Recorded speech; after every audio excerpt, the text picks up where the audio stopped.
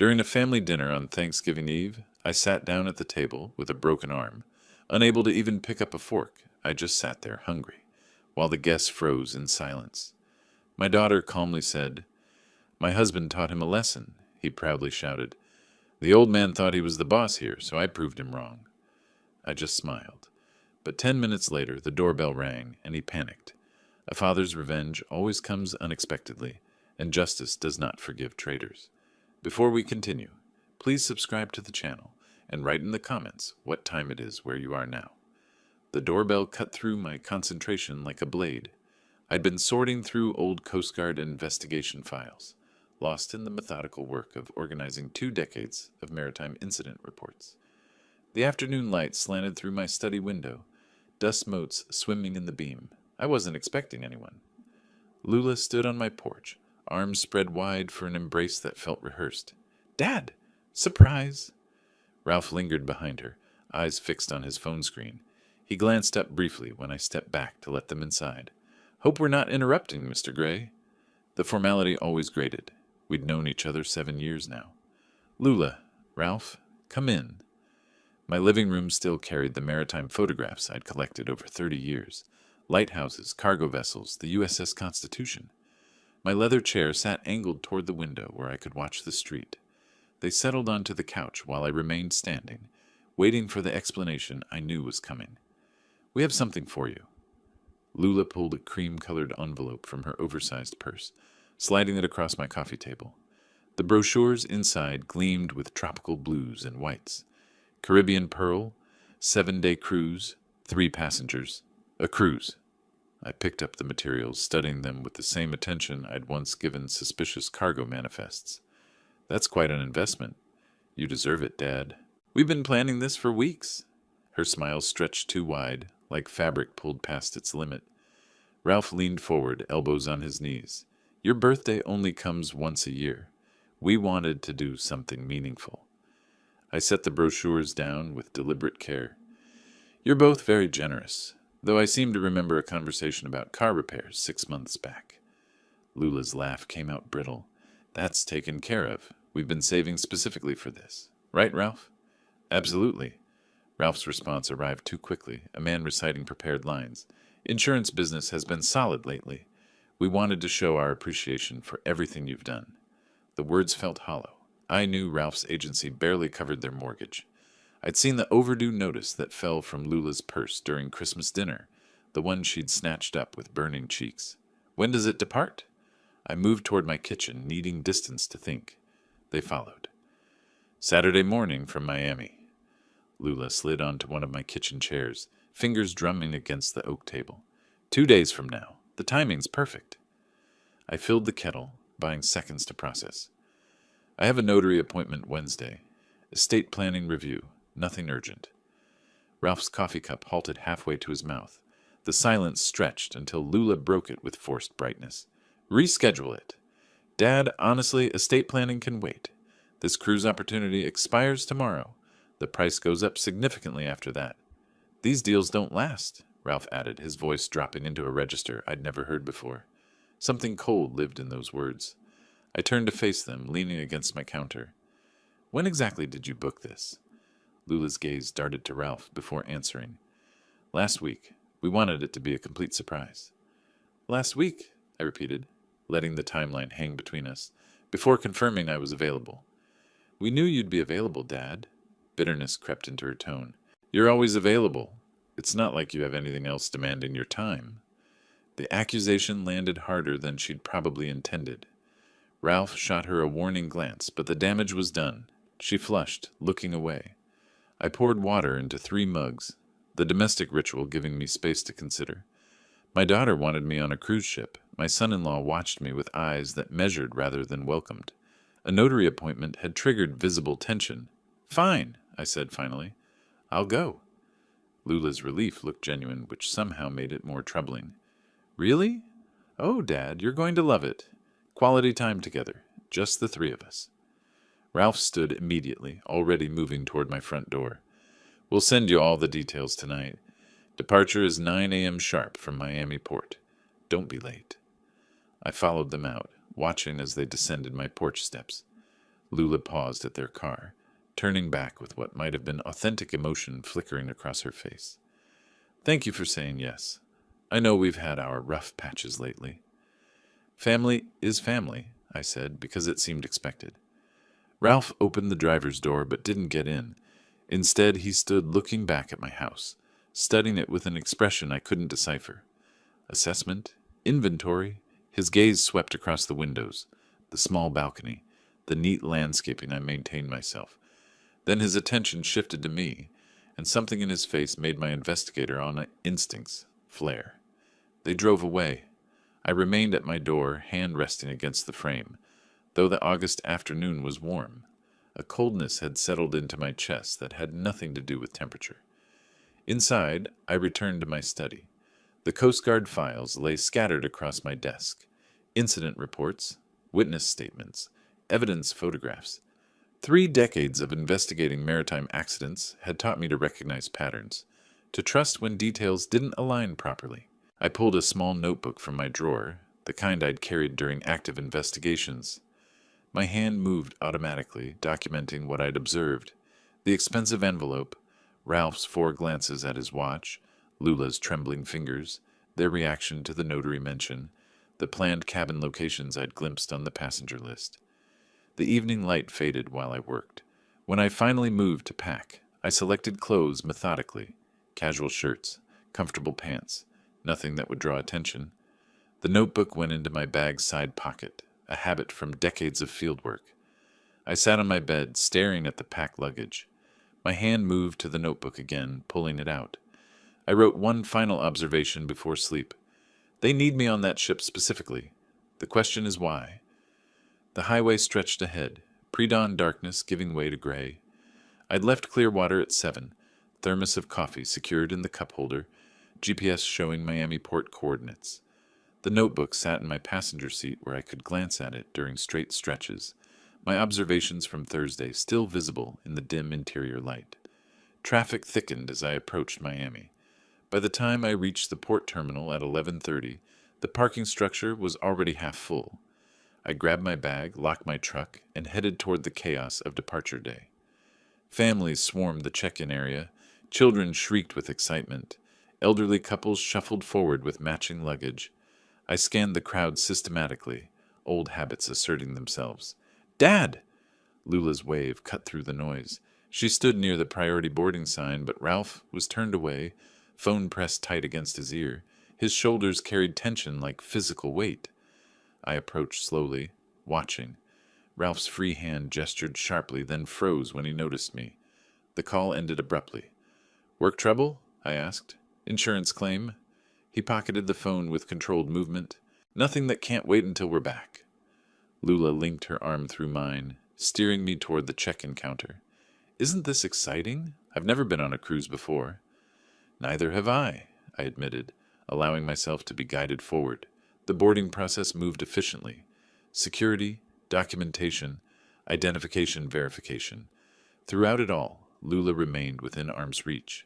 When an elderly couple noticed my Coast Guard cap and started asking about service history, Lula smoothly interrupted. "Dad, we need to locate our cabins quickly. The ship's enormous. We could get lost."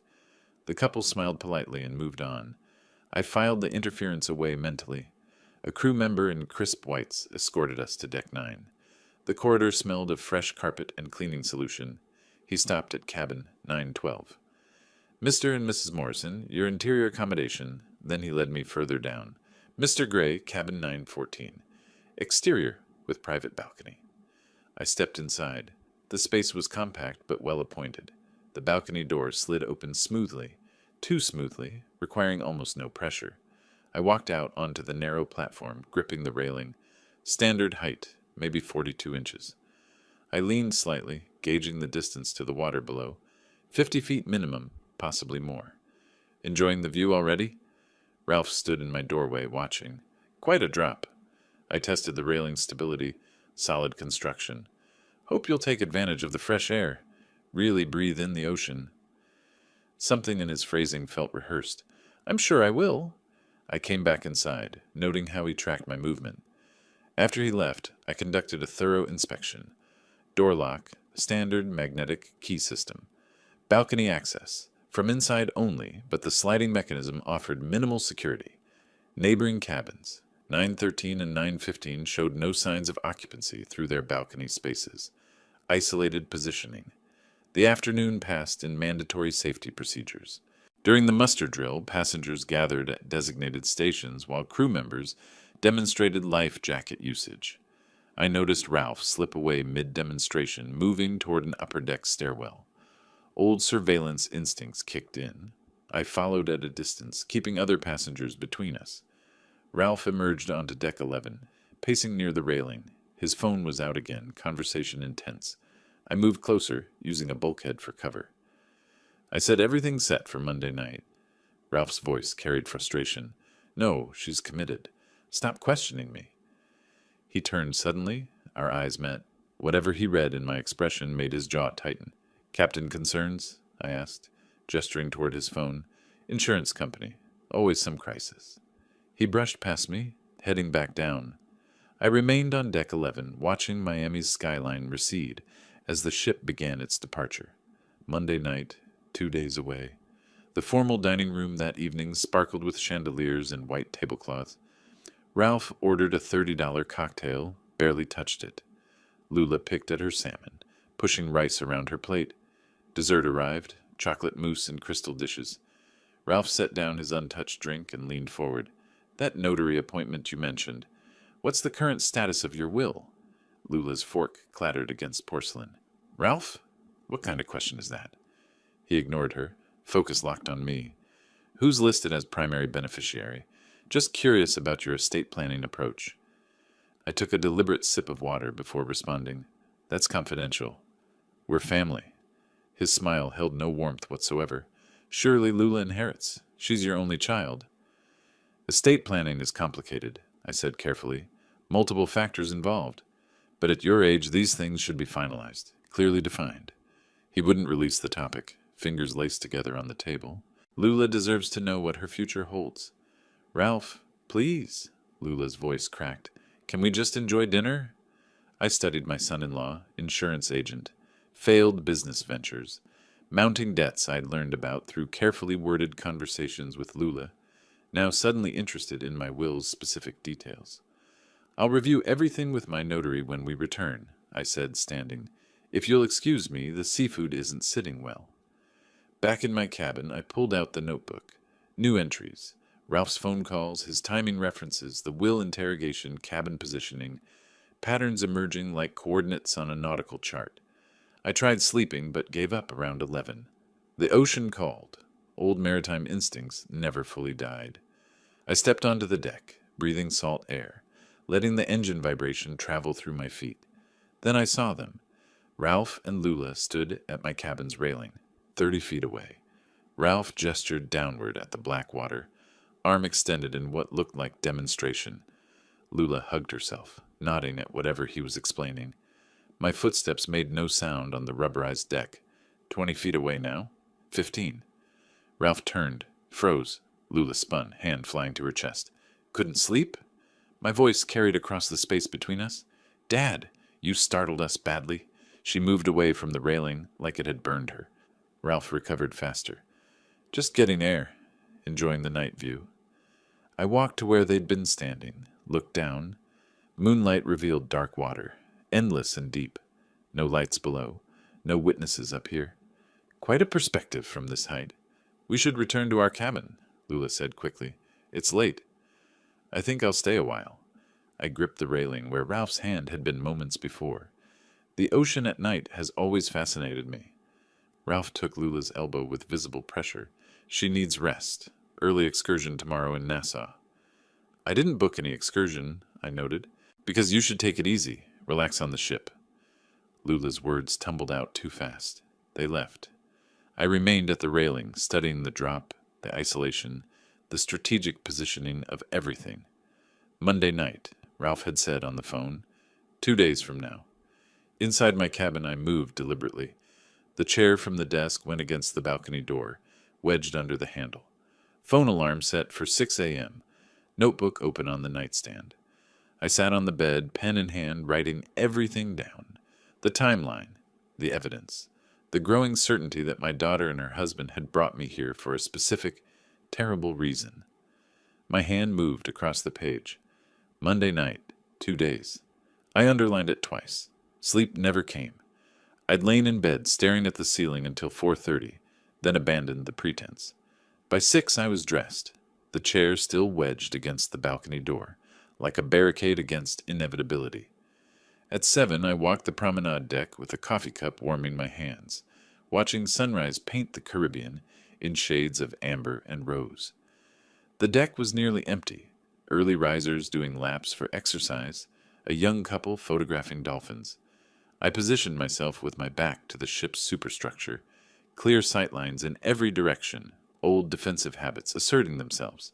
Inspector Gray? I turned. The man in captain's whites studied me with the same intensity I'd once used inspecting his vessel.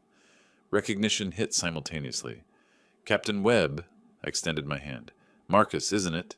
His grip was firm, but his eyes swept the deck continuously. 15 years. You recommended me for that safety commendation after inspecting Atlantic Venture. Your protocols earned it. The memories surfaced. A young officer obsessive about life jacket inspections, fire drill timing, emergency equipment placement. You've done well for yourself. Thanks to you. He stepped closer, glancing over his shoulder. His voice dropped until I had to lean in to hear. Wilbert, listen carefully. You need to leave this ship, any way possible. Your son-in-law is planning... Footsteps approached, rapid and deliberate. Ralph rounded the corner in jogging clothes, towel draped around his neck. His eyes locked onto us with immediate suspicion. Marcus released my forearm. I hadn't even registered he'd grabbed it, and straightened his uniform. Enjoy your breakfast, Mr. Gray. The formality was forced, his departure too abrupt to appear natural. Morning exercise, Wilbert? Ralph stopped beside me, breathing elevated but watching Marcus's retreating back. Just enjoying the sunrise. Friendly with the captain? The casual question carried weight I couldn't miss. We met professionally, years ago. He mentioned welcoming passengers. Part of his duties, I assume. Ralph wiped his face with the towel, studying me over the fabric. What was he saying to you? That the buffet opens at 7:30. I kept my voice level. Would you like to join me? His jaw tightened. He didn't believe me, but couldn't push without revealing his own suspicions. Lula's still sleeping. I'll see you at lunch. He jogged away, but not before looking back twice. I spent the afternoon near the pool pretending to read a paperback I'd found in the ship's library. The pages might as well have been blank. My mind catalogued movements, logged faces, tracked patterns. Ralph appeared around 3 with Lula, settling at a nearby table. An elderly gentleman in a Panama hat occupied the chair closest to them. Ralph ordered drinks. Then his voice rose slightly. Calculated projection. Terrible story I heard about last year's cruise season. Passenger went overboard at night. The elderly man looked up from his newspaper. How dreadful. Was he drinking? They think so. Ralph leaned back, too comfortable with the topic. Leaned over the railing to look at stars. One wrong move and you're in the water. At night, in the dark, the ship moves fast. You're left behind in minutes. They search, obviously, but... He trailed off with meaningful silence. My fingers tightened on the book's spine. This was rehearsal. Ralph was establishing the narrative for witnesses, planting the seed of how an old man might accidentally fall overboard. Lula sat rigid beside him, contributing nothing. Her hands clutched her phone like a lifeline. Reminds you to be careful, the elderly man said, returning to his paper. Absolutely. Ralph caught my eye across the deck, held it for 3 seconds, then looked away. I returned to my cabin before dinner, appetite gone. The chair remained wedged against the balcony door. I sat on the bed, opened my notebook, added today's observations, Marcus's warning, interrupted. Ralph's poolside performance, the timeline tightening. Hours passed. I tried eating crackers from the minibar, managed 2 before nausea stopped me. Not fear. I'd faced danger before. This was different. This was family. At 11:17, soft knocking. Through the peephole, Marcus alone, face pale in the corridor lighting. I opened the door. He slipped inside before I'd fully cleared the entrance, checking the hallway before closing it. I'm risking my command being here. His hands trembled as he spoke. But I can't let this happen. Sit down, start from the beginning. He remained standing, pacing the narrow space between bed and desk. Saturday night, early Sunday morning, actually, around 2, I was on the bridge checking navigation equipment, standard duty during overnight watch. He ran both hands through his hair. I heard voices below, on the deck directly beneath the bridge. Unusual for that hour. Go on. I recognized them. Your daughter and her husband. Marcus's voice cracked. They didn't know I was there. I moved to where I could hear without being seen. My hands remained steady on my knees. My voice was not. What did they say? Your son-in-law was discussing timing. He said tomorrow night, tonight, Sunday, wouldn't work. Too many variables. Monday would be better. Marcus met my eyes. The formal dinner. He said, we make sure he drinks plenty at dinner. Wine, after dinner drinks. Then we suggest going on deck for fresh air. Stars are beautiful tonight. Perfect photo opportunity. Those were his exact words. The cabin felt smaller, colder. Then he said, Marcus swallowed hard. He said, I push him when she distracts him. Quick, clean. We scream, raise alarm, but it's too late. Ocean's too big at night. And my daughter? I had to ask, though I already knew. Marcus's expression held genuine pain. She asked, what if someone saw? He laughed, actually laughed, and told her nobody would be on deck during dinner. And even if someone noticed, you'd be the grieving family. He was drunk, celebrating his birthday, got careless. Tragic accident. I stood, moved to the small window overlooking Blackwater. What else? She asked how long until the insurance pays out. The words landed like physical blows. That's when I knew she wasn't just going along with it. She's actively participating. The evidence I'd been collecting crystallized into undeniable pattern. The sudden cruise gift, the separate cabin with balcony access, Ralph's questions about my will, tonight's poolside story establishing the accidental narrative. All of it deliberate, all of it planned. Why tell me? I turned to face him. You could lose everything? 15 years ago, you could have failed me on that inspection. One bad report would have ended my career before it started. Marcus's voice steadied. But you were fair. You saw I was trying to do things right, and you gave me that chance. You earned it? Maybe. But now it's my turn. He gripped the desk edge. I can't let a man die when I have the power to stop it. And if I do nothing and you die tomorrow night, I'm complicit. That's criminal negligence at minimum. I sat back down, processing logistics. What are you suggesting? Get you off this ship before tomorrow night. Marcus pulled out his phone. I have contacts. Maritime networks run deep. If I can arrange a passenger transfer in the middle of the ocean? Medical emergency. It's been done. He scrolled through contacts. There are protocols. Another vessel, a transfer at sea. It's risky, but not impossible. You'd do that? Marcus looked up from his phone. I'd do more than that to prevent a murder on my ship. Will you trust me? I thought of Lula as a child. Gap-toothed smile, scraped knees, absolute faith that her father could fix anything. I thought of Ralph's cold calculation. I thought of tomorrow night. Dark water, a scream that would come too late. Yes, I said. I'll trust you. Give me 30 minutes. Marcus moved toward the door. Stay in your cabin.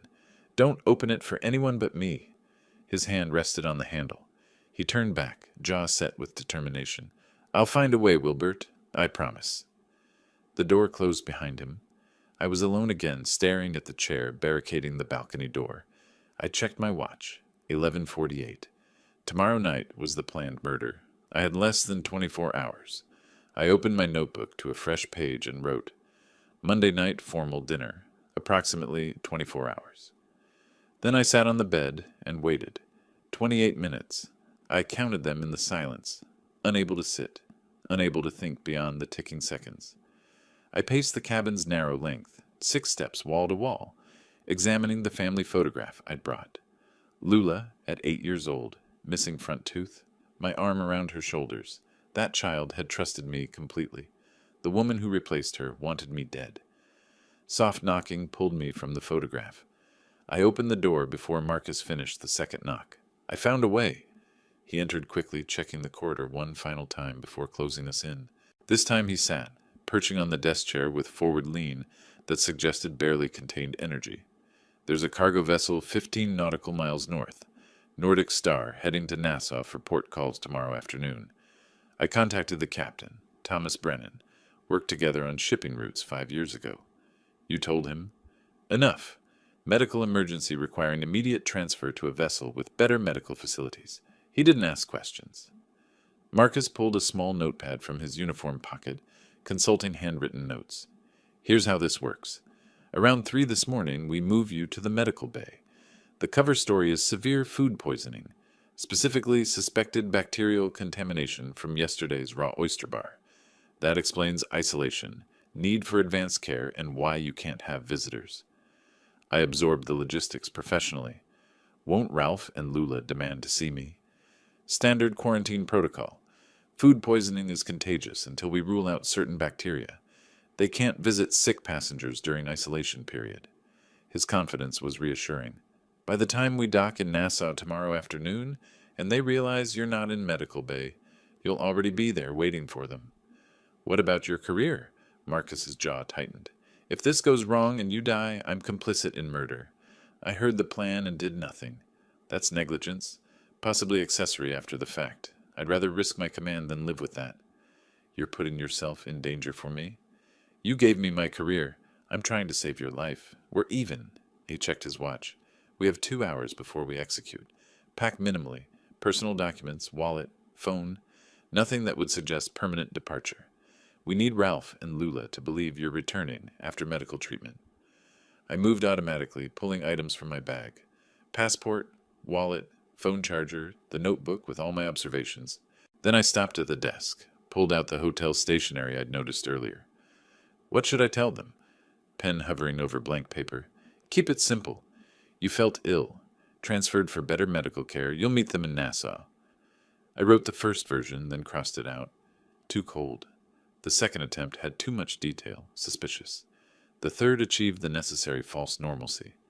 Lula woke up feeling terrible around 2 a.m. Must have been the seafood at dinner. The ship's doctor recommended transferring me to another vessel with better medical facilities. Don't worry about me. I'll meet you when we dock in Nassau tomorrow. Rest and enjoy the cruise. My hand hesitated over the closing. Marcus watched without speaking. I finished. Love, Dad? The word felt like betrayal, but maintaining cover required authenticity. I folded the note, wrote Lula on the outside. I'll make sure she gets this after you're gone. Marcus pocketed it carefully. The doctor and a medical assistant will come at 3. Play along. You're ill but not critical. Weak, nauseous, but stable enough for transfer. Can you do that? I've spent 30 years reading body language. Projecting it isn't difficult. Good. He stood. I need to coordinate with Nordic Star's captain, inform our medical staff, and arrange the tender. Lock this door behind me. Don't open it for anyone except me, the doctor, or someone who says, Inspector Gray, it's time for your breakfast. That's the password? It's nautical dawn, time when horizon becomes visible. Appropriate, I thought. He moved toward the door. Try to rest. You'll need your strength. After he left, I sat on the bed with the family photograph. 3 decades of investigation work had taught me to read people, to see through deception, to follow evidence where it led. All that training, and I'd missed the signs with my own daughter until it was nearly too late. I set the photo face down and prepared to survive. At 2:57, the password came through the door. Inspector Gray, it's time for your breakfast. The ship's doctor entered first, middle-aged woman with efficient movements and kind eyes. Behind her, a younger medical assistant wheeled a transport chair. Mr. Gray, I'm Dr. Patel. The captain explained your symptoms. She took my pulse. Professional, but not invasive. We're transferring you to Nordic Star. They have more advanced diagnostic equipment for suspected bacterial food poisoning. Thank you. I let my voice weaken, shoulders slump. Into the chair, please. We'll get you comfortable. I settled into the wheelchair, accepting the blanket the assistant draped over my lap. Dr. Patel checked my forehead temperature. I'd splashed cold water on my face minutes before, creating clammy skin. Fever's moderate, consistent with foodborne illness. She made notes on a tablet. Let's get you to medical bay first, then we'll prepare for transfer. They wheeled me through corridors I'd never seen. Service passages, crew-only areas marked with security keypads. The ship felt different here. Utilitarian and functional, rather than luxurious. We passed night shift workers who nodded respectfully at the doctor and looked away from me out of courtesy for my illness. The medical bay smelled of antiseptic and clean linens. They transferred me to an examination bed, took blood pressure readings for appearance's sake, documented everything with professional thoroughness. Marcus arrived at 4:10. Nordic Star is in position. C state is favorable for transfer. Dr. Patel, is the patient stable? Stable enough. She checked her notes. I've contacted their medical officer. They're prepared to receive him. Then let's proceed. The journey to the lower deck tender platform felt surreal, moving through the ship's belly while passengers slept above, unaware. The medical assistant helped me back into the wheelchair. We took a service elevator down, then emerged onto an open platform where the sea breeze hit me with salt spray and diesel fumes. The tender boat waited, small crew in orange safety vests. In the distance, Nordic Star's lights created a constellation against the dark water. Carefully now. They helped me from wheelchair to tender, maintaining the pretense of illness even here where only crew could see. Dr. Patel handed paperwork to the tender operator, medical transfer documents, making everything official. Marcus gripped my shoulder briefly. Nordic Star's captain will take good care of you. Stay in Nassau until this ship docks tomorrow. Then decide your next move. I will. Thank you, Marcus. Send word when you're safe. He stepped back. The tender's engine growled to life. We pulled away from Caribbean Pearl, all that luxury and elegance now housing my daughter who planned my murder. The tender crossed the gap between vessels efficiently, riding swells with practiced ease. Nordic Star grew larger, industrial and weather-beaten, nothing like the cruise ship's polish. Their crew waited at the transfer platform, helping me aboard with rough kindness. The tender departed immediately, returning to Caribbean Pearl before dawn could expose the operation. I stood on Nordic Star's deck, no longer pretending weakness. The cargo ship's captain approached, stocky man with gray beard, assessing eyes. Thomas Brennan, Marcus explained enough. He didn't offer his hand. Medical emergency, you said, but you don't move like a sick man now that you're aboard my ship. The illness was strategic, I assumed. Maritime Network shares stories. Marcus Webb doesn't lie, so whatever reason you had for that emergency transfer, I trust it was necessary. He gestured toward the bridge.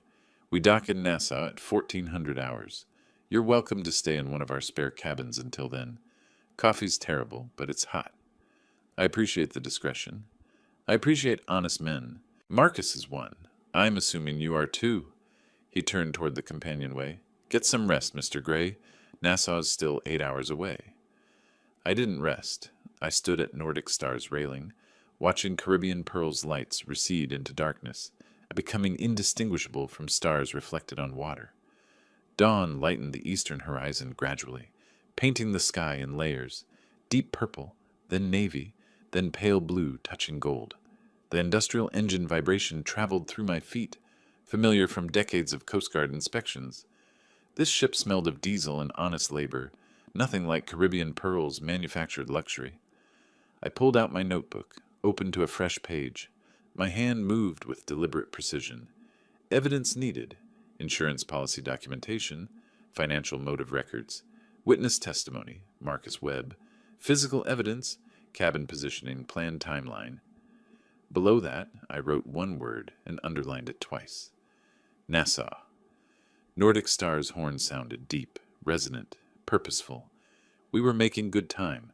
I'd be in Nassau before Caribbean Pearl docked that afternoon. I'd be waiting when they arrived, expecting to find me either dead or missing. They'd find neither. They'd find something far worse. I closed the notebook, the word Nassau underlined twice, staring back at me. Dawn had fully broken now, painting the water in copper and gold. The cargo ship's bridge rose behind me, Captain Brennan visible through the windows, checking instruments. I needed legal counsel. Now. Brennan looked up when I entered. Something you need, Mr. Gray? Satellite phone. I'll pay for the call. He studied me briefly, then gestured toward the communications panel. Help yourself. No charge. The number came from memory. Harriet Donovan, maritime attorney I'd worked with 15 years ago on Coast Guard injury cases. She'd been sharp then. Probably sharper now. 3 rings. Harriet Donovan. Harriet. Wilbert Gray. Coast Guard inspection cases 2010. Brief silence. Wilbert, it's been years. What's happened? My daughter and son-in-law attempted to murder me last night. I escaped with help from a ship's captain. I need legal advice immediately. Her voice shifted, still professional but focused now. Start from the beginning. Facts only. I gave her the compressed version, the suspicious cruise gift, cabin placement, Ralph's questions about my will, Marcus overhearing the murder discussion, my emergency evacuation. She listened without interruption. Did anyone else witness their planning? She asked when I finished. Captain Marcus Webb. He overheard everything, helped me escape. He's willing to provide testimony. Excellent.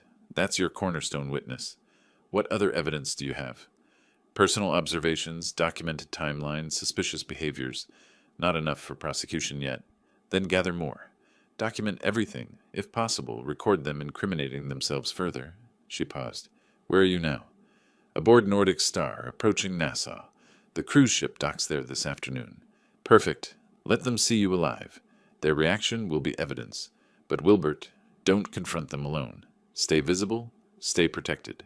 Her tone sharpened. And find yourself a good investigator in Nassau. You'll need surveillance capability. You have recommendations? James Cromwell, former Bahamian police, now private practice. I'll text you his contact information. Keys clicked in the background. Call me after you've met with him. We'll build this case properly. Nassau materialized through morning haze. Pastel buildings climbing hillsides. Cruise terminals sprawling along the waterfront.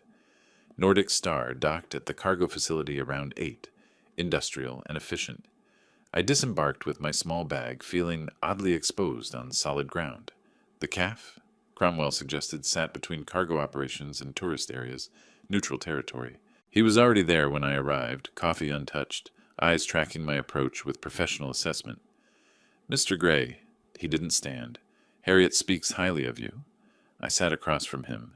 She said you're trustworthy. Depends on the job. He leaned back, fingers laced.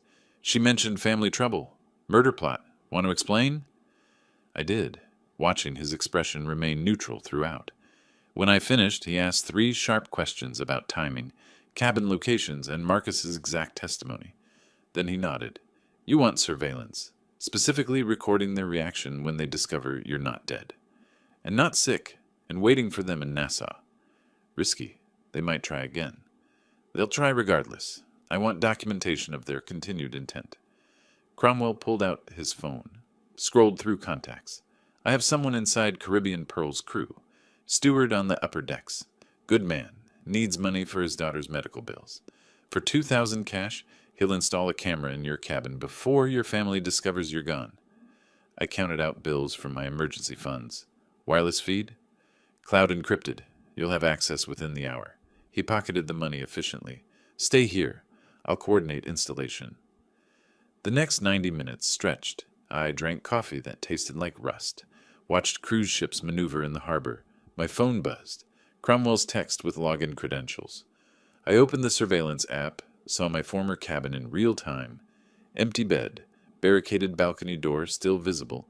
Afternoon sunlight through the porthole. Around 1 o'clock, movement. The door opened. Ralph entered first, scanning the space like he expected ambush. Lula followed, holding a piece of paper. My note. The audio quality was surprisingly clear. Where is he? Ralph moved through the small space, checking the bathroom, the closet. Lula unfolded my note, read aloud. Woke up feeling terrible around 2 a.m. Transferred to another vessel with better medical facilities. Meet you in Nassau. Her voice wavered. He's really sick. We should find him. That cunning old fox. Ralph snatched the note, read it himself. How did he... He stopped mid-sentence, wheels turning behind his eyes. The plan failed. Lula sat heavily on the bed. What do we do now? Ralph paced, hands raking through his hair. I'd never seen him this agitated. We adapt. Nassau works better anyway. We can stage something there. Robbery gone wrong. Tourists get killed. It happens. Ralph, no. Maybe we should just what? He spun on her. Give up the money, the house, everything we planned. After 3 months of preparation, she flinched. I can't do this anymore. Yes, you can. He crouched in front of her, gripping her shoulders. Because if we don't, we lose everything. The debt collectors don't care about your feelings. I watched them, cataloging every word, every gesture. Cromwell appeared beside me, laptop open. Getting all this? I asked quietly. Every frame. That's premeditation and conspiracy, right there. He glanced at me. Your daughter seems conflicted. She's still complicit.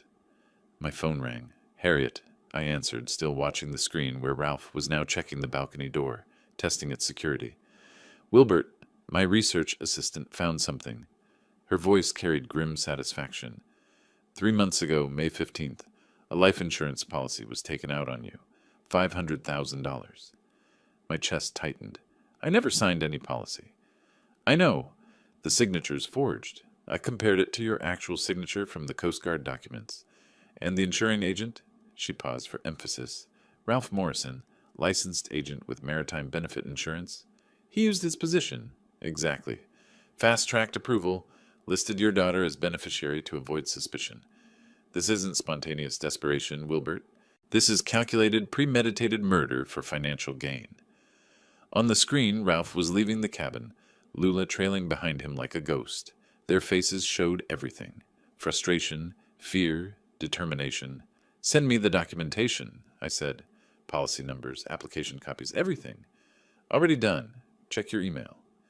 Harriet's tone softened slightly. How are you holding up? I'm functional. That's sufficient. After we disconnected, I reviewed the insurance documents on my phone. Ralph's handwriting on the agent notes, my forged signature on the application. Lula listed as sole beneficiary. 3 months of planning, reduced to paper trails and digital records. Cromwell closed his laptop. You've got enough for prosecution. Insurance fraud, conspiracy to commit murder, attempted murder, multiple felonies. Not yet. I met his eyes. I want them to incriminate themselves further. I want absolute certainty. They're planning another attempt in Nassau. That's dangerous. In public spaces with witnesses, they won't risk it. I checked my watch. Caribbean Pearl would dock in 45 minutes. Besides, I'm done hiding. Time they understood what they're actually dealing with. Cromwell studied me with professional curiosity. You're going to wait for them on the dock. I want to see their faces when they realize I'm alive and well. Bold strategy. Could backfire. Then I'll adapt. I stood, pocketing my phone. Just like they're doing. We moved to the cruise terminal, arriving as Caribbean Pearl's massive hull appeared in the harbor entrance. The ship maneuvered slowly, precisely, docking procedures unfolding with practiced efficiency. Passengers crowded the rails, waving to people on shore. I positioned myself where they'd see me immediately upon disembarking. Cromwell found position 20 feet away, tourist camera ready but trained on nothing in particular. The gangway extended. Passengers began streaming down, families with children, elderly couples, young lovers. I scanned faces, looking for the only two that mattered. Then I saw them. Lula's bright sundress, unmistakable in the crowd. Ralph beside her in casual shirt and dark sunglasses. They moved slowly, scanning the dock, tension visible even from this distance. They hadn't seen me yet. I stepped forward, raised my hand in greeting. Lula! Ralph! Over here! Lula turned, her face drained of every shade of color. The frozen seconds stretched. Lula's mouth opened, no sound emerging. Her hand shot out, gripping Ralph's forearm with visible force.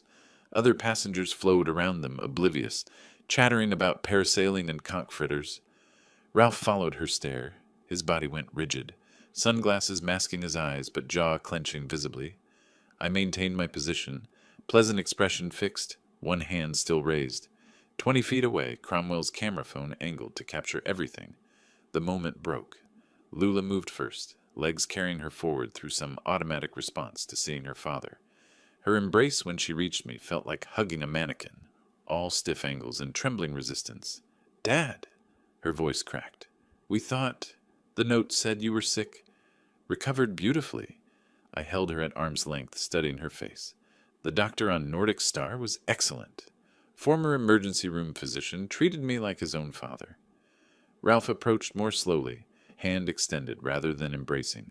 You recovered remarkably fast. I shook his hand firmly, held his gaze through the sunglasses. Modern medicine works wonders. Aren't you glad to see me? Of course. The words came out mechanical. We were concerned.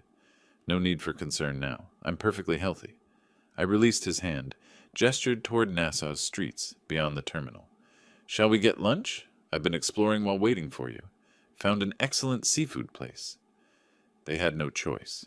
Too many witnesses, too public, too bright with Caribbean sunshine and tourist cameras. We walked together through customs, through the terminal, into Nassau's humid embrace. You could have called, Ralph said as we navigated pedestrian traffic. Wanted to surprise you. Besides, phone service on cargo ships is terrible. All those metal walls. I pointed toward a restaurant overlooking the harbor. There. The grouper is exceptional. Throughout lunch, I maintained cheerful conversation, asking about their last 2 days aboard ship, sharing my cargo vessel experience, discussing Nassau's history with tour guide enthusiasm. Ralph barely touched his food. Lula pushed rice around her plate, taking tiny bites that she struggled to swallow. As coffee arrived, I dropped my announcement. I purchased 3 tickets for Caribbean Pearl's return voyage to Miami. Departs Friday morning. Ralph's cup paused halfway to his lips. That's not necessary. We can fly back. Nonsense. We came by ship, we return by ship. I smiled at Lula. Family vacation isn't complete until we're all back home together, right? She swallowed hard. Right. Of course, Dad. Wonderful. That's settled. I signaled for the check. We have 3 days to enjoy Nassau properly. Cable Beach this afternoon. Over the next 72 hours, I orchestrated every moment. Tuesday morning, we toured the straw market, where I insisted on buying matching sun hats and photographing us wearing them. Tuesday afternoon at Cable Beach, I positioned us for endless selfies. Lula and Ralph standing close, me between them, all of us squinting into sunlight with smiles that didn't reach anyone's eyes. Ralph attempted several times to create isolation. Early morning boat charter tomorrow. Just the 3 of us? Too tired, I deflected easily. That food poisoning really took it out of me. I prefer staying near medical facilities, just in case. Late-night beach walk? These old knees don't do well on sand and darkness. Let's stick to the group tours during daylight.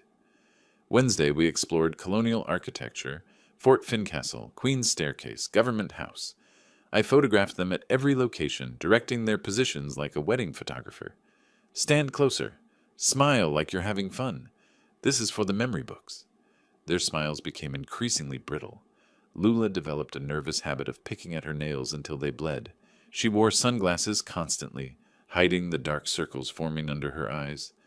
Ralph's patience frayed visibly, snapping at restaurant staff, cutting off Lula mid-sentence, checking his phone obsessively. I caught fragments of their whispered arguments when they thought I wasn't listening. Wednesday evening in an alley between shops. He knows something, Ralph hissed. He must. How could he? Lula's voice carried desperation. We were careful. That transfer, the timing, it's too convenient. Maybe he really was just sick. Don't be naive. Something's wrong. We need to figure out what. But I always appeared before they could strategize further, cheerfully suggesting our next activity, maintaining relentless proximity. Thursday night, our final evening before boarding, I insisted on dinner at a harbor restaurant with outdoor seating. Caribbean Pearl was visible in the distance, lit up against darkness like a floating city. As dessert arrived, I set down my water glass. I'd avoided alcohol entirely, much to Ralph's obvious frustration, and became momentarily serious. I want to thank you both. This trip has meant everything to me, despite the health scare. Family is what matters most. I raised my glass. To family. Ralph and Lula lifted their glasses reluctantly. The toast felt like accusation wrapped in sincerity. After dinner, walking back to our hotel, I positioned myself between them, physically separating them, controlling our formation. Ralph tried to lag behind, creating distance, but I matched his pace. Beautiful night, isn't it? Perfect temperature. Perfect, he echoed flatly. Friday morning, we boarded Caribbean Pearl for the return voyage. I'd arranged different accommodations, 3 interior cabins along a central corridor, surrounded by other passengers. No exterior balconies, no isolated access points. When Ralph questioned this, I explained with practiced innocence. After that food poisoning experience, I wanted to be closer to other people. Felt safer being surrounded by activity rather than isolated. His eyes narrowed behind sunglasses. Safer from what? From being alone if I got sick again, obviously. I smiled. Why? What did you think I meant? He didn't answer, just turned away to examine his cabin. I watched him test the door lock, check the hallway sightlines, calculate angles. His professional assessment was visible, measuring opportunities, finding none. The ship departed Nassau at noon, horn sounding our exit. I positioned myself at the interior observation deck, not the exterior rails, never the rails, watching the island recede into blue distance.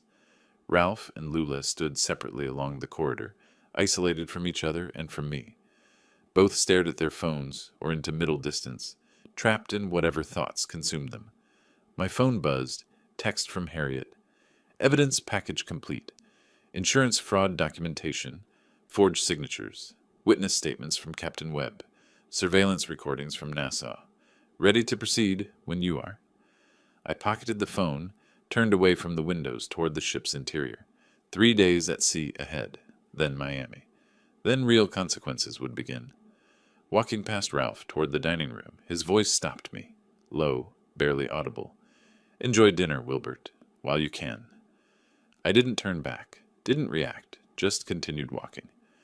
My hand slipped into my pocket where my phone held every recorded threat, every piece of evidence, every mistake they'd made.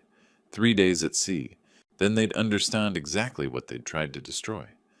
The parking area outside Miami's cruise terminal was organized chaos. Families reuniting, luggage carts clattering, goodbyes echoing across asphalt. I stood beside my car, keys in hand, watching Ralph and Lula approach through the crowd. Thank you for the cruise. I pulled Lula into a hug, felt her body stiffen against mine. Despite everything, it was memorable. Ralph extended his hand rather than embrace. His grip was brief, fingers cold despite the Florida heat. Let's do it again sometime, Lula offered, voice hollow. Actually, let's get together soon. I kept my tone casual, conversational. I'd like to discuss some family matters. Ralph's eyes sharpened behind his sunglasses. What kind of matters? Better discussed at home. I'll call you. I smiled warmly, waved as they walked toward their vehicle. I watched their car exit the lot, then turned toward mine. But I didn't head north toward Clearwater. I drove east into downtown Miami. Harriet Donovan's law office occupied the 10th floor of a glass tower, with Atlantic views. She'd been waiting, conference room prepared, coffee brewing, large monitor displaying files Cromwell had transmitted. Let's see what we have. She gestured toward the table where documents lay spread like evidence at a crime scene. She played the cabin recording first. Ralph's voice emerged clear through the speakers. Stage a robbery in Nassau. Tourists die here all the time. Single-party consent? I asked. Your cabin, your safety, completely admissible. She switched to the insurance documents. And this is textbook fraud? My signature on the policy application looked similar to my actual signature. Same general shape. But the pressure points were wrong, the rhythm off. Ralph had practiced, but not enough. Compare it to your Coast Guard retirement papers. Harriet placed them side by side. See the difference in the capital G? Yours has a distinct loop. The forgery doesn't. Next came the cruise ship footage Cromwell had obtained through his crew contact. The timestamp showed Sunday, August 18th, 6 p.m. Ralph stood at the balcony railing outside cabin 914, my cabin, testing its height with both hands, looking down at the water. He did this twice, methodically, like an engineer calculating stress points. Conspiracy to commit murder. Harriet ticked off charges on her fingers.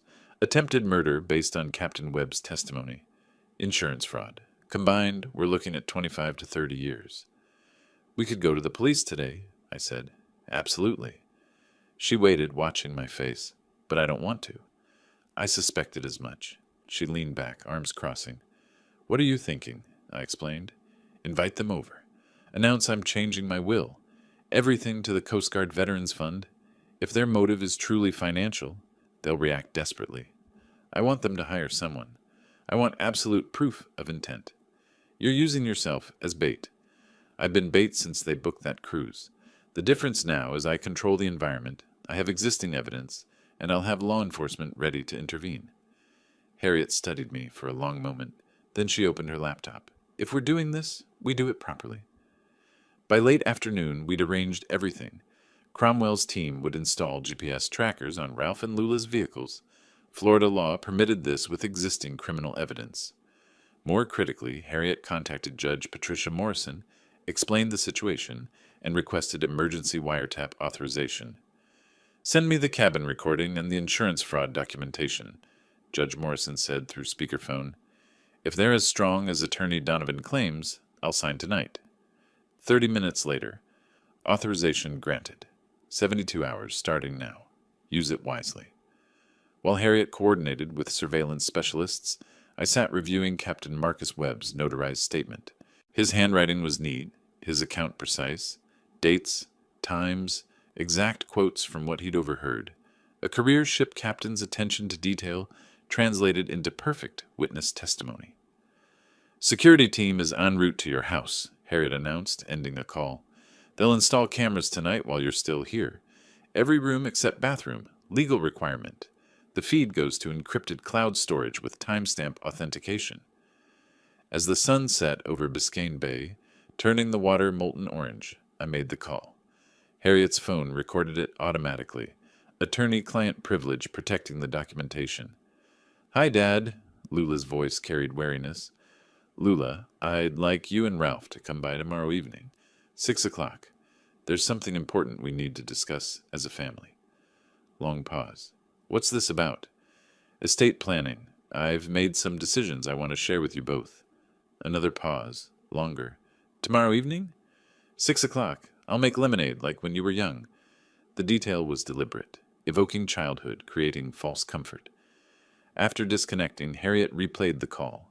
Her hesitation was pronounced. "She's frightened." She should be.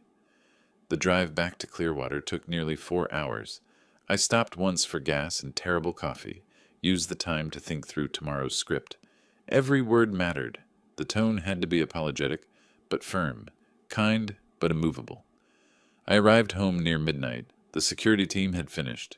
The house looked unchanged, but tiny cameras now occupied corners, disguised as smoke detector components, thermostat sensors, electrical outlet adapters. I walked through each room, noting their positions. In my living room, I visualized tomorrow's meeting. Ralph and Lula would sit on the sofa, positioning I'd arrange naturally. I'd take my leather chair across from them, maintaining distance, controlling sightlines. The main camera would capture both their faces clearly. At my kitchen table, I opened the notebook I'd carried since the cruise began. The pages documented everything: dates, observations, evidence collected. I wrote one final entry. August 24th. Phase 3 begins. The trap is set. I stood, moved back to the living room where tomorrow's confrontation would unfold. Testing camera angles without looking directly at them, I positioned furniture slightly. The sofa angled for optimal facial capture, the coffee table cleared for unobstructed view. I placed a pitcher and glasses ready for lemonade, arranged coasters, made everything appear casually domestic. My watch showed 12:17 a.m., technically Monday now. In 18 hours, Ralph and Lula would sit in this room, and I'd deliver the words designed to trigger their final, fatal mistake. I turned off the lights, leaving the cameras recording in darkness, their tiny indicator lights blinking like distant red stars. Monday evening arrived with that peculiar Florida humidity that made the air feel thick enough to touch. I adjusted the lemonade pitcher one final time, checked that the glasses sat naturally on the coffee table, glanced at my watch. 5:45. Through the window, I saw their car turn into my driveway. Early. That meant anxiety, eagerness, or both. I opened the door before they could knock. "Come in. I just made fresh lemonade." Lula attempted a hug. I accepted it, felt her trembling slightly. Ralph nodded, no handshake offered, hands staying in his pockets. They settled onto the sofa, exactly where I'd anticipated. I poured lemonade, handed them glasses, took my chair across from them. The leather creaked familiarly beneath me. "You said this was important." Ralph skipped any pretense of small talk. "About estate planning?" "Yes." I set my glass down with deliberate care. "The cruise gave me time to think about legacy, about what really matters. I've made a decision I wanted to share with you both." They waited, bodies tense. "I'm changing my will. My entire estate, the house, savings, investments, everything will go to the Coast Guard Veterans Fund." I kept my voice gentle, apologetic even. They do important work helping retired service members. I want my legacy to serve that purpose. The silence stretched like a drawn wire about to snap. What? Lula's voice barely qualified as sound. Ralph's face darkened, a flush creeping up from his collar. You're cutting us out? Completely? You're both young, capable people. You'll build your own lives without depending on inheritance. I maintained eye contact with Ralph. I think it's the right decision. Dad, Lula leaned forward, hands clasped together pleadingly. We were counting on... You can't just... Ralph's hand shot out, gripping her wrist. Hard. Lula. The warning was clear. I watched the interaction with apparent concern, knowing the camera captured everything. I understand this is disappointing, I continued. But my estate, my choice. I'm meeting with my notary Thursday morning, August 29th, to finalize the paperwork. I wanted to tell you first, as a courtesy to family. Thursday, Ralph's voice was flat. Not a question, a calculation. 3 days from now, yes. I offered a slight smile. I hope in time you'll understand. Ralph stood abruptly, movement sharp enough that his glass nearly toppled. We're leaving! But Dad! Lula started. Now! Ralph pulled her up by the arm, grip leaving white marks on her skin. I followed them to the door, maintaining my sympathetic expression. I know this isn't what you wanted to hear. Ralph turned at the threshold. His face was a mask barely containing fury. Oh, we hear you clearly, Wilbert. The use of my first name, not Mr. Gray, felt deliberate. Very clearly. They walked to their car. I watched from the window as they sat motionless for several seconds before Ralph started the engine.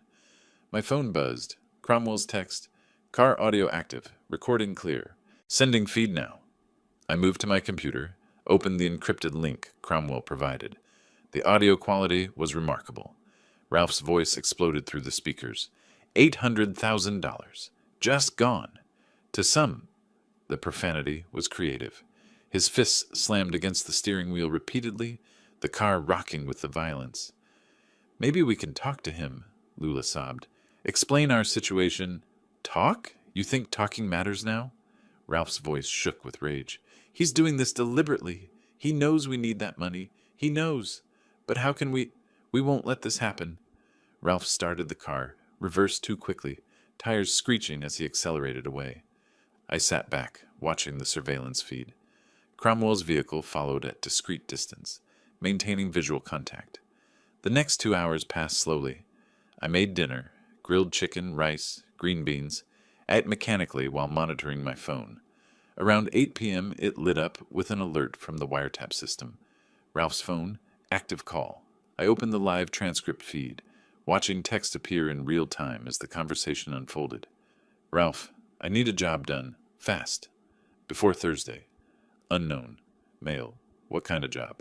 Ralph. Elderly man. Lives alone. Needs to look like a home invasion. Break-in gone wrong. Unknown. Male. That's not cheap work. Ralph. 20,000. Unknown. Male. 25. Ralph. 15. Half now, half after completion. Unknown male. Make it 18 total. 9 and 9. Ralph. Fine. 18. The transcript continued. Ralph provided my address. 234 Coral Drive, Clearwater. The timeline. Before Thursday noon must look like robbery. The contact identified himself as Vinny. No last name offered. My hands remained steady as I read, but something cold settled in my chest. This was my daughter's husband, my son-in-law of 7 years, arranging my murder like ordering plumbing repairs. My phone rang. Harriet. Tell me you're seeing this, she said without preamble. I'm watching the transcript now. Clear solicitation of murder. Premeditated. Conspiracy. We have everything, Wilbert. Her voice carried both satisfaction and concern. Time to bring in law enforcement. This has gone far enough. Agreed. I pulled up my contacts, found the number she'd provided days ago. Detective Reyes? Speaking. The voice was professional, slightly wary. He didn't recognize the number. My name is Wilbert Gray.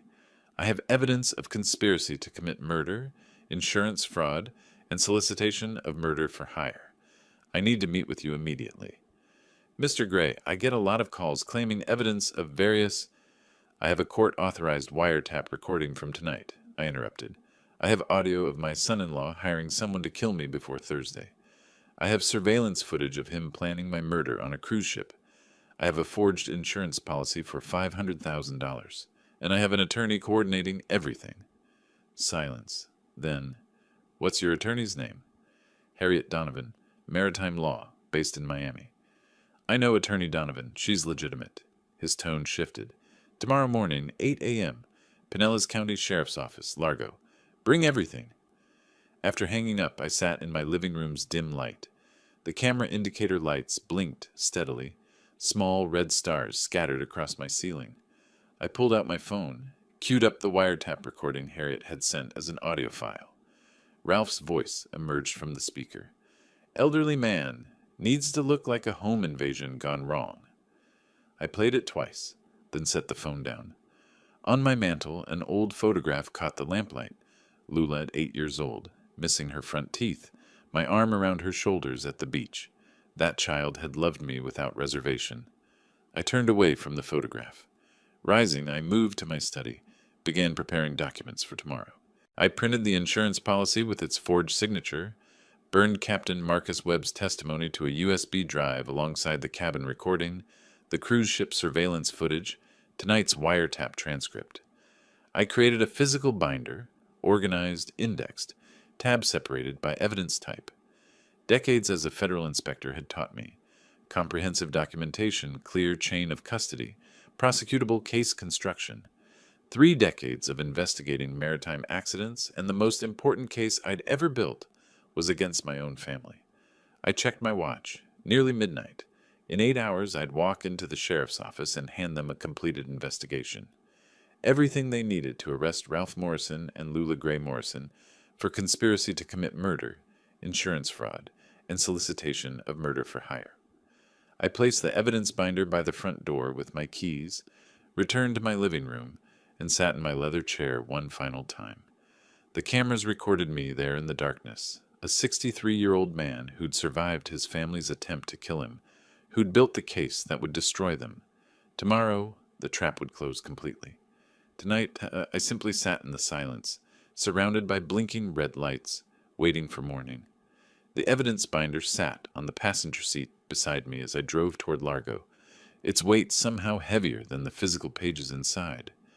I'd slept perhaps 3 hours, functioning now on determination rather than rest.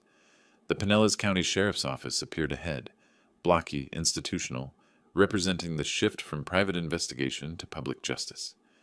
Detective Frank Reyes met me in a conference room that smelled of old coffee and institutional cleaning solution. Gray walls, whiteboard covered in case notes from other investigations, recording equipment in the corner. Mr. Gray. His handshake was firm, but his eyes carried professional skepticism. Your attorney said you have evidence of murder conspiracy? Against my daughter and son-in-law. I opened the binder, showing him the index tabs. This is comprehensive. Walk me through it. I started with the cruise, the suspicious gift, the cabin placement, Ralph's questions about my will. Reyes listened, taking occasional notes. Then I played the cabin recording. Ralph's voice emerged clear. Stage a robbery in Nassau. Tourists die here all the time. Reyes stopped the playback. When was this recorded? During the cruise. Hidden camera in my cabin after I'd already escaped. Escaped? I explained the attempted murder plot, Marcus Webb's warning, my evacuation via cargo ship, showed him Marcus's notarized testimony. Reyes leaned forward now, skepticism replaced by sharp focus. Then came the insurance policy. $500,000. Taken out 3 months ago. That's not my signature. Reyes examined it closely. We'll need a handwriting expert. Already done. I showed him the analysis comparing the policy signature to my actual Coast Guard retirement documents. The differences were clear. Pressure points, rhythm, specific letter formations. Finally, Monday night's wiretap. Ralph's voice. Elderly man. Fatal outcome required. Before Thursday. Reyes' expression hardened. He picked up his desk phone. Sergeant, conference room. Bring whoever's available. We've got a live case. Within an hour, the room held 6 people, 2 additional detectives, a prosecutor's office liaison, technical surveillance coordinator, and a sergeant. I presented everything again. The atmosphere shifted from skeptical inquiry to tactical planning. We're not arresting Morrison yet, Reyes announced. Not until his hired killer makes the attempt. You want to catch him in the act? I said. Exactly. Morrison could claim the phone call was hypothetical, never intended to follow through. But if we arrest the shooter with weapon, payment, and your address, then flip him to testify against Morrison. That's unbeatable. What do you need from me? Relocate. We'll monitor your house. When the killer arrives, we take him down. Then he tells us everything about Ralph Morrison. Reyes pulled up a map on his laptop. Holiday Inn, Clearwater Beach. Witness protection budget covers it. Leave your car at home. Lights on timers. Make it look occupied. How long before he comes? Thursday's the deadline Morrison mentioned. Today's Tuesday. My guess? Within 48 hours. By late afternoon, I was in room 318 of the Holiday Inn, watching the Gulf of Mexico through windows I couldn't open. My house, 20 minutes away, bristled with hidden cameras and motion sensors. Plainclothes officers occupied an unmarked van 2 houses down. SWAT waited 3 blocks away. Reyes called that evening. No activity yet. Try to rest. Rest was impossible. I paced, ordered food I couldn't eat, watched mindless television. The waiting felt worse than the active danger aboard the ship. Wednesday crawled by. Hourly updates. Still nothing. Each call increased my anxiety. What if I was wrong? What if Ralph suspected? What if... Wednesday evening, 9:30, my phone rang. Male subject approaching your residence. Reyes's voice carried controlled excitement. Dark clothes, baseball cap, coming from the north alley. Stand by. I couldn't see anything from the hotel, but Reyes kept the line open. I heard radio chatter in the background. Subject at back door. He's working the lock. He's inside. Repeat. Suspect inside the residence. Give him 2 minutes, Reyes commanded someone. Let him commit fully. The wait was excruciating. 120 seconds that stretched like hours. Execute. Go, go, go. Through the phone I heard muffled shouting. Police! Show your hands. Then nothing. Silence. Then suspect in custody. Weapon secured. No shots fired. Reyes spoke directly to me. We got him. Vincent Cordero, 34, priors for assault. Had a loaded .38, cash in his pocket, and your address written on a piece of paper. Has he talked? Not yet, but he will. Thursday morning, I sat in an observation room at the sheriff's office, watching through one-way glass. Vincent Cordero, Vinny, according to the arrest report, sat handcuffed beside a public defender who looked fresh out of law school. Reyes entered with a folder, set it on the table.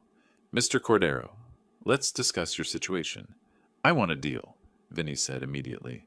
His voice was flat, resigned. My lawyer says you have me on tape with Morrison. We do. And we have mall surveillance footage of you receiving payment, and we caught you inside the victim's home with a loaded weapon. Reyes opened the folder. You're facing conspiracy to commit murder, attempted murder, breaking and entering with intent. That's 25 years minimum. Vinny's lawyer whispered in his ear. He nodded. But if you cooperate fully, testify against Ralph Morrison, provide complete details, we can discuss reduced charges. Another whispered consultation, then, what do you want to know? Start with how you met Morrison. Casino. Paradise Shores about 6 months back. We were both losing, ended up talking at the bar. Vinny's recitation was mechanical, a man recounting facts to save himself. Last week he felt me out about specialized work. Monday night he called, said he had an urgent job. What job? Kill his father-in-law, make it look like home invasion. 15,000 total, half up front. Where did you meet for payment? Tyrone Square Mall? Tuesday afternoon, around 3. He gave me $7,500 cash in a white envelope. Reyes pulled out surveillance photos, clear images of Ralph and Vinny beside Ralph's car, envelope visible mid-transfer. Timestamp, 2:47 p.m. He was sweating like crazy, Vinny continued. Kept saying it had to be done before Thursday. Something about a notary appointment, inheritance, needing it done fast. Watching from the observation room, I felt the final piece click into place. Ralph's desperation captured on video, his own hired killer, documenting every detail. Perfect. Reyes emerged 15 minutes later. He'll testify. He'll plead to lesser charges, but he'll give us Ralph Morrison gift-wrapped. What happens now? Now we prepare arrest warrants. Reyes checked his watch. Thursday morning, 6 a.m. We'll hit their house early. Less chance of flight or resistance. He handed me an operational briefing sheet. You can follow in a separate vehicle, but you stay back until we secure the scene. Understood? I took the paper, folded it carefully, placed it in my pocket. I'd been waiting for this moment since Marcus Webb first warned me on that ship's deck under Caribbean stars. Get some rest, Reyes advised as we walked toward the exit. I don't think I could sleep if I tried. Outside, the August night pressed humid and heavy. In a few hours, my daughter would be arrested. In a few hours, justice would be served. I drove back to the hotel, but I didn't sleep. I sat by the window, watching darkness slowly fade to gray, waiting for morning. Dawn came too slowly and too fast. At 5:45 Thursday morning, I sat in my car 2 blocks from Ralph and Lula's house in a quiet St. Petersburg neighborhood. The arrest briefing sheet lay on the passenger seat. I hadn't slept. Couldn't, after leaving the sheriff's office. Ahead, unmarked police vehicles positioned themselves around the target address. My phone vibrated. Text from Reyes, 5 minutes. Stay in vehicle until we signal all clear.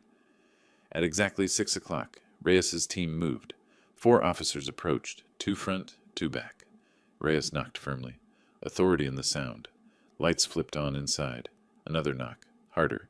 Police! Open the door! The lock clicked. Door opened. Lula appeared in a bathrobe, hair disheveled, eyes squinting against the porch light. She saw badges. Her face transformed, color draining completely, hand flying to her mouth. What? What's happening? Ralph's voice from inside. Lula? Who? He appeared behind her, bare-chested sweatpants, and froze. His eyes widened, then narrowed with calculation. Ralph Morrison, Lula Gray Morrison, you're both under arrest. Reyes's voice allowed no argument. Hands where I can see them. For what? Ralph managed. Conspiracy to commit murder, attempted murder, insurance fraud, solicitation of murder for hire. Each charge struck like a hammer blow. Lula swayed. An officer steadied her. Ralph's face cycled through expressions too quickly to track. Shock, denial, fury, calculation. There's been a mistake. You have the right to remain silent. Reyes continued reading Miranda rights as handcuffs clicked into place. Both of them. Neighbors' lights began glowing in windows up and down the street. As officers escorted them toward separate patrol cars, Lula spotted me standing by my vehicle. Dad! Daddy, please! Her voice broke into ragged crying. Tell them this is wrong. It was Ralph. He forced me. I swear I never wanted any of this. I remained silent. I'd heard her voice on those recordings, heard her ask about insurance payout timing, heard her agree to the plan. Dad, please, I'm your daughter. Officers held her back as she tried to reach me. Ralph saw me too, his expression twisting into pure hatred. You did this. You set us up. His voice rose to a roar. Say something. I met his eyes, but didn't respond. What could I say that the evidence hadn't already said? Reyes stepped between us. That's enough. In the car. They were placed in separate vehicles. Lula still crying, Ralph still shouting soundlessly through the window. Reyes approached me. That couldn't have been easy. No, but it was necessary. Want to observe the processing? I nodded. At the sheriff's office, Ralph and Lula were processed separately. Fingerprints, photographs, formal booking. In an interrogation room, Reyes presented the evidence to Ralph's hastily arrived attorney. The cabin recording, Ralph's voice discussing staging a robbery. The wiretap, complete murder solicitation. Vinnie Cordero's detailed statement. Mall surveillance video showing the envelope exchange. The forged insurance policy with signature analysis. Captain Marcus Webb's testimony about the ship plot. Cruise surveillance footage showing Ralph examining the railing outside my cabin.